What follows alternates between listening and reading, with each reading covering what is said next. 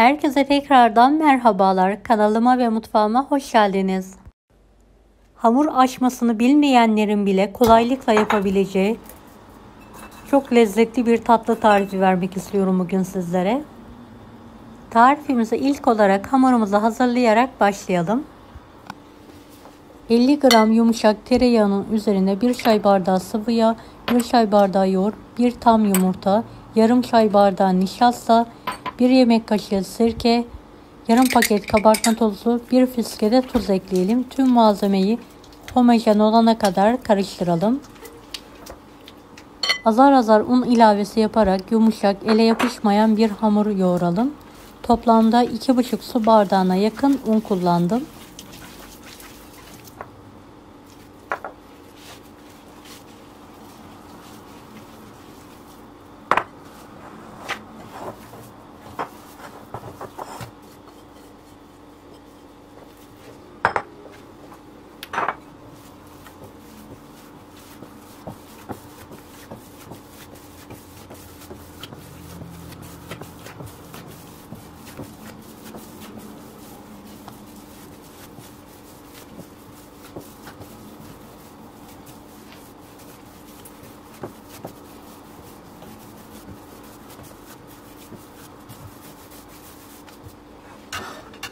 Hazırlamış olduğumuz hamuru 12 eşit bezeye keselim.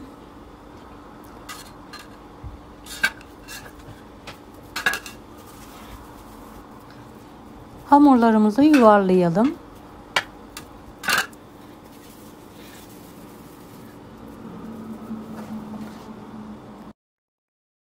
Un serptiğimiz bir tepsiye alalım.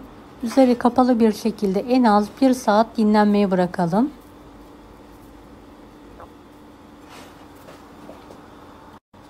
Evet, dinlendirmiş olduğumuz bezeleri tezgah üzerine alalım. Nişasta ve un karışımı ile bezeleri pasta tabakları büyüklüğünde açalım. Evet, her açtığımız bezeyi üst üste alalım. Aralarına mutlaka bolca nişasta ve un karışımından ekleyelim.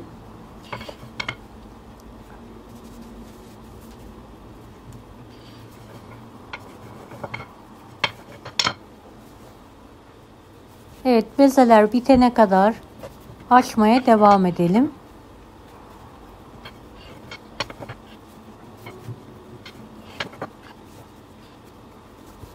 Videomu bu kısma kadar izlediyseniz yorum kısmına herhangi bir emoji bırakırsanız bana destek olmak için sevinirim.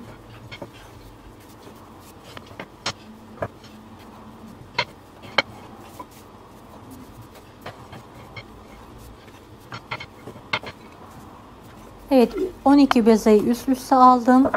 Üzerine nişasta ve un karışımından serperek oklava veya merdane yardımıyla açabildiğimiz kadar açalım.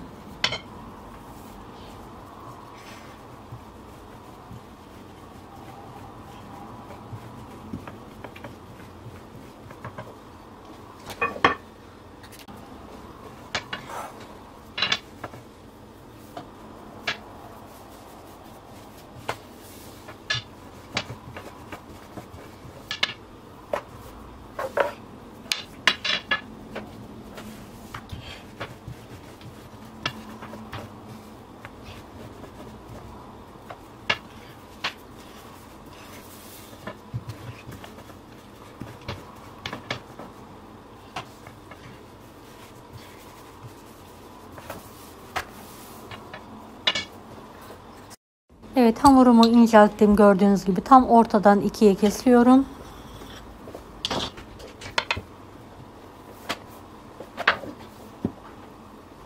Evet, kestikten sonra bir miktar daha bezemi açıyorum.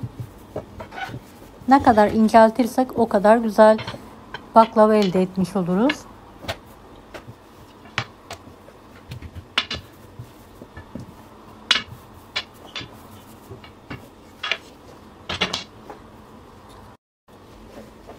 Evet, rulo olacak şekilde sıkı sıkı hamurları saralım.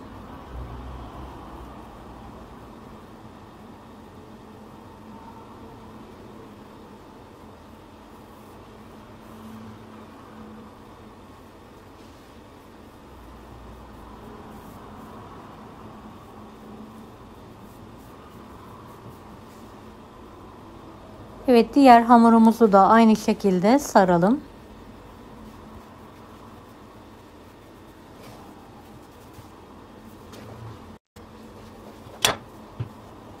Ortadan tam ikiye keselim. Evet, tekrardan keserek rulolar hazırlayalım. Bir parmak genişliğinde olacak şekilde keselim her birini. Elimizle hafif bir şekilde bastıralım üzerlerine. Evet, açabildiğimiz kadar açalım. Tam orta kısmına iri kırım ceviz koyalım ve kenarlarını sıkıca kapatalım.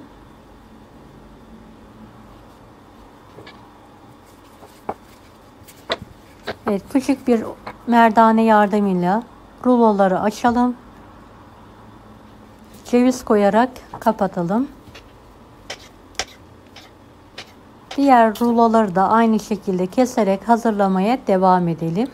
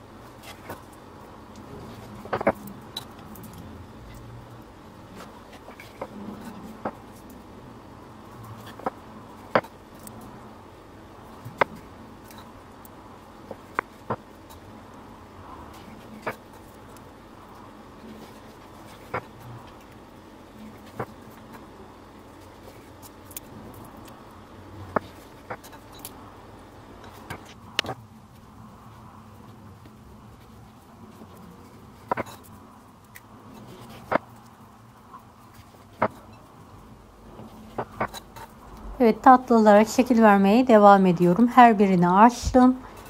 İri kırım ceviz koyduktan sonra kenarlarını sıkıca elimle kapatıyorum.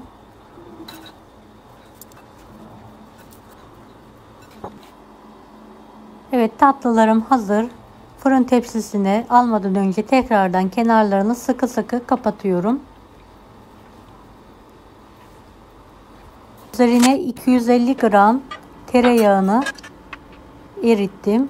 Bir çay bardağı sıvı yağ ekleyerek karıştırıyorum ve yarısını üzerlerine bir kaşık yardımıyla her tarafına gelecek şekilde döküyorum.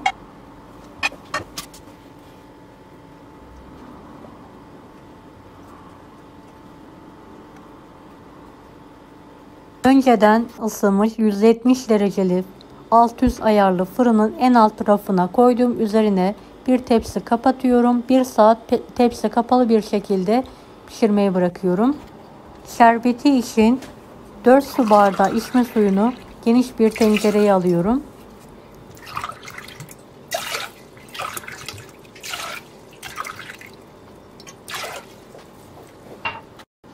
Ve suyumuzu ısıtmaya bırakalım. Sıcak suyun üzerine 3,5 su bardağı toz şeker ekleyelim. Şeker eriyene kadar karıştıralım. Bu önemli bir püf noktasıdır. Şekerlenmemesi için mutlaka şekerin hızlı bir şekilde karıştırarak eritilmesi lazım.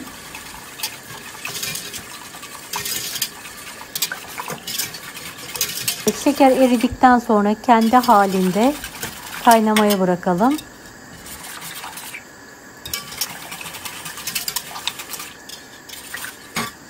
Evet, kaynayan şerbeti altını orta ateşe getirelim ve dakika tutalım. Kaynamaya başladıktan sonra 30-35 dakika kıvam alana kadar kaynatalım.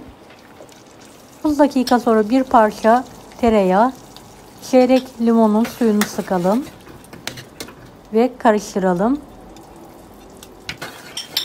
Kıvam alana kadar başında bekleyelim.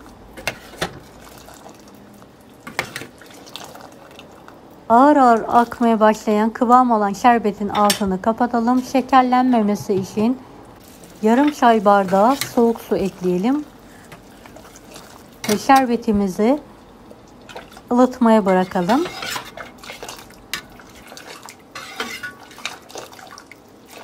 Evet, 1 saat sonra tepsiyi üzerinden aldım. Fırının ayarını da 160 dereceye indirdim.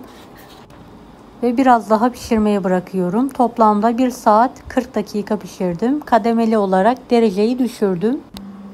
Açıklama kısmından ayrıntı tarife ulaşabilirsiniz. Tatlının ilk sıcaklığı çıktı. Ilık olan şerbeti üzerine gezdirerek döküyorum.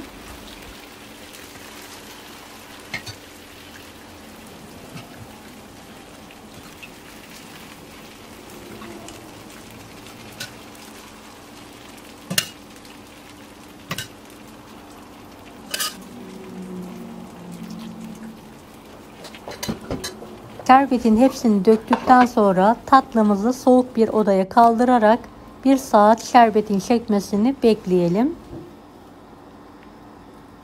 Evet, şerbetini çeken tatlıyı servis tabağına alıyorum.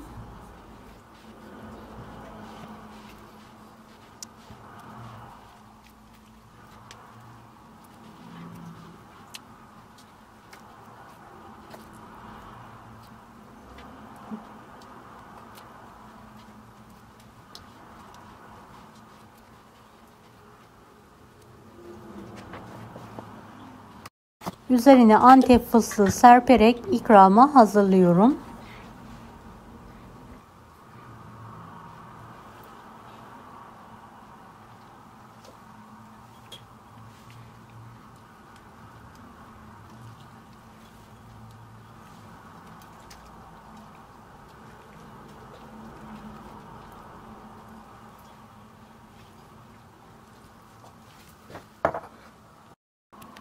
Evet, tatlımız ikrama, servise hazır. Gerçekten çok lezzetli oldu. Kıyır kıyır.